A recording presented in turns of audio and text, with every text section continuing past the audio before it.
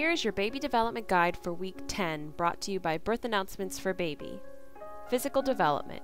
Sometime between the 3rd and 4th month, you will notice that your baby's vision will improve. Seeing everything more clearly will be the beginning of a lot of other changes. Typically, he will, number 1, notice objects for the first time and work harder to reach them. Number 2, he will maintain eye contact with you for prolonged periods of time. Number 3, gain depth perception and learn that objects are three-dimensional.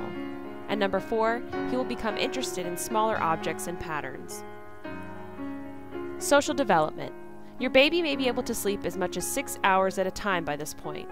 He is probably starting to develop a consistent routine. He may wake up about the same time each morning, eat and stay awake for a short period of time, then take a nap, followed by more of the same.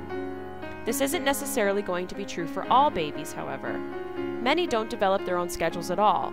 Try to organize as much of his day as you can, offering consistent times for bathing, outings, and other activities, and bedtime as much as possible. You can vary the schedule some, and that can even be a good thing so that you don't stifle a child with too much rigidity, but as a rule, children respond best to predictability.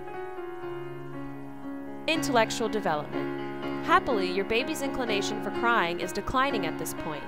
Infants cry an average of 2 hours a day during the 2nd month, decreasing to 1 hour between the 3rd and 4th months. Sometimes babies cry simply to get rid of excess energy so that they can return to a more contented state. Some other reasons they may still cry is for help if he is hungry or uncomfortable, in response to overpowering stimuli, or just to release tension.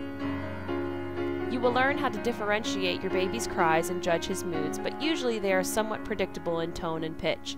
For instance, a hungry cry will probably be short and low-pitched, rising and falling as it gains intensity. An angry cry is more of a violent wail. If your baby is in some sort of distress, you will probably hear a long, high-pitched shriek followed by a pause.